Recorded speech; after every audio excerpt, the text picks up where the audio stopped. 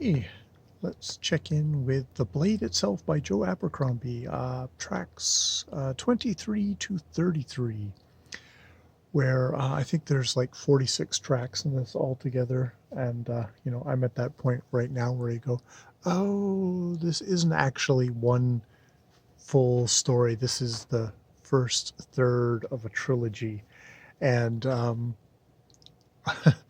though to the book's credit, I was like, oh, um, Logan Nine Fingers and Bayan the Magus, the mage, uh, have made it to the Union, to the big city, and they have met Giselle, and they have met uh, Glocken, fuck, Clorkin, whatever the hell his name is, Clorkin Desand, the torturer, um, and Wes' sister Ari, they've all met.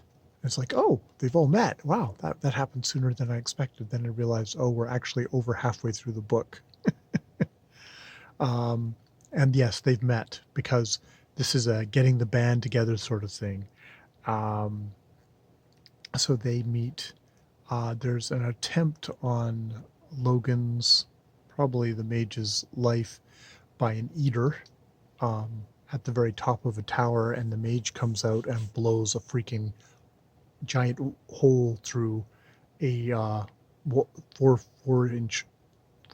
foot uh, thick wall of this tower. So serious firepower, which eradicates him. Um, and at this point, Glock Glocken? Oh, I'll have to look it up again. God damn, I've got a complete block over that. Glocken is totally like, oh, this is some kind of, you guys are obviously, because he's claiming to be Bayan the first mage, which was like hundreds and hundreds of years ago. And then, he said he'd come back at a certain time, and now he's come back. Um, and so they, of course, assume he's just some kind of charlatan, and they're looking for ways to like expose him. And Lorcan's like, yeah, right, you are. Sure you are. And questions him and doesn't back him down, even though the band does his, best. I am a mighty thing, when pressed. Though he is also kind of good humored and just like an earthy, down to earth kind of guy. A lot of the other times, which makes Glocken think that he is just some kind of shyster.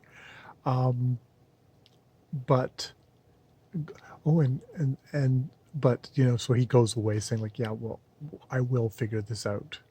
And he goes to university, and he actually ends up talking to a guy who's like basically the last tender of like the great repository of knowledge, which seems to be completely neglected here, and finds a scroll that talks about, well, that Bayan had the key to the tower that stands in the center of this place and has been sealed for time immemorial, which apparently Bayan locked away the the the maker, the guy at the maker, and his daughter at the end. Killed him, or I don't know. I'm not quite sure. I'm trying to keep all that yada yada yada stuff straight in my head. I'm terrible at.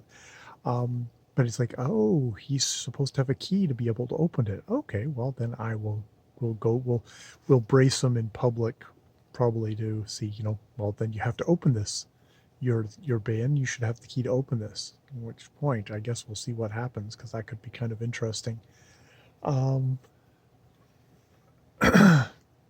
and Longfoot. You see, now this is the whole band getting together because this guy called Longfoot, who is a great navigator, who's fast talking and can find his way anywhere, has been also summoned by Bayan because they're going to be going on a journey to the edge of the world, which you can see that this is like the Fellowship of the Rings. This is the start of the big journey. Obviously, we're not in the main adventure yet.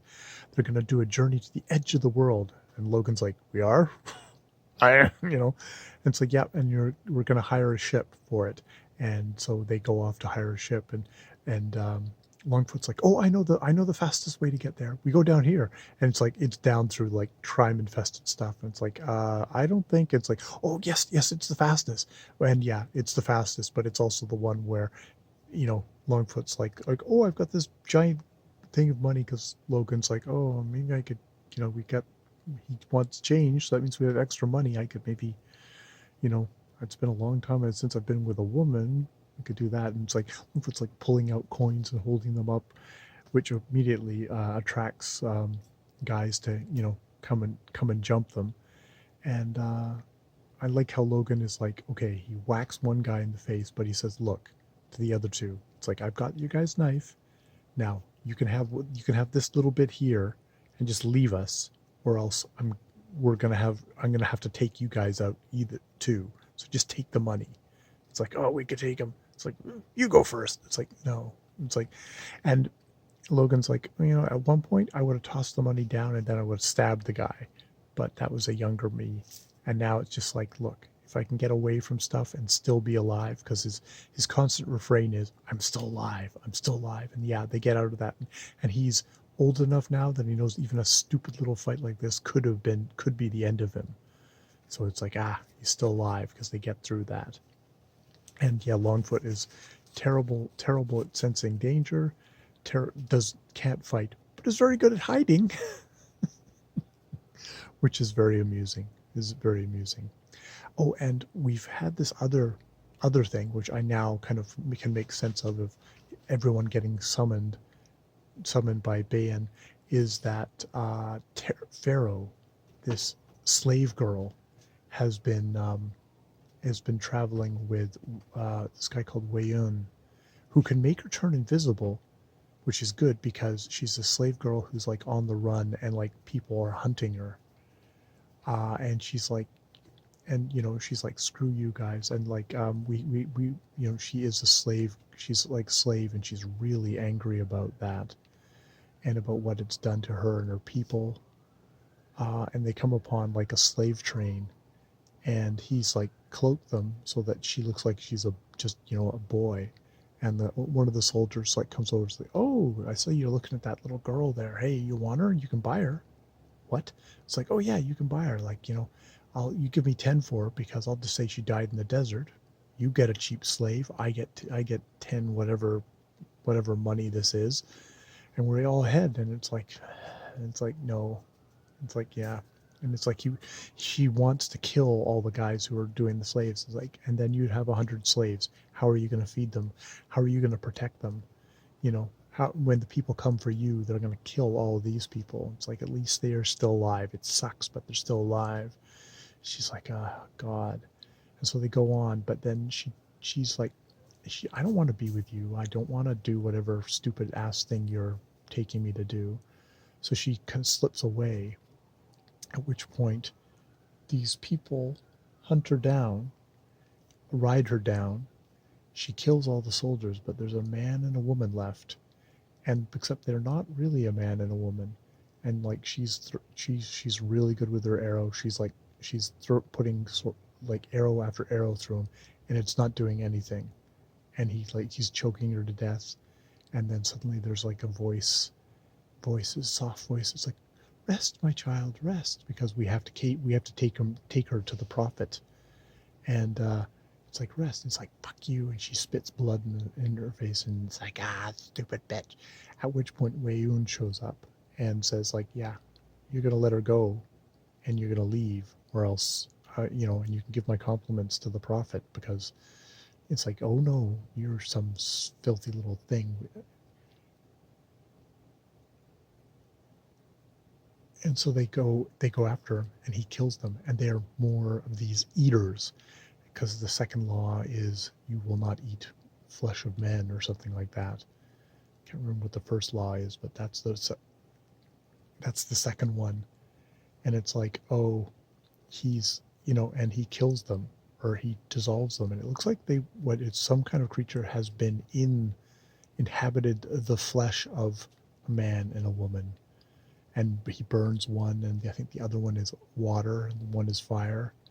And so he is something like a mage himself that is, I believe, has also been summoned by Bayan, and they're going, and this is the last person that they're probably waiting on to do whatever quest. It'll be interesting to see if Glocken is coming along on the journey as well as Giselle as well. That would make an interesting group coming along. I mean, Glocken is this crippled old man. Still, again, it's like, his greatest foe in all these stories is fucking stairs. It's like, oh god, it has to be stairs. And when he's like talking to the old man in the library, it's like they're both the old man is like super ancient, and they're both like, they're both, it's finally an adversary he can actually semi wrestle against, which is how he pulls the scroll away from him, because it's basically, well, like, a cripple and a super aged guy. We're just going to tear the scroll, so he has to let it go. But yeah, so that's it so far. It's obviously, yes, this is the Fellowship of the Rings. This is the first the first volume in a three thing, and I'm actually not upset about that. I'm actually enjoying myself, and I'm enjoying the characters. So we continue. All right.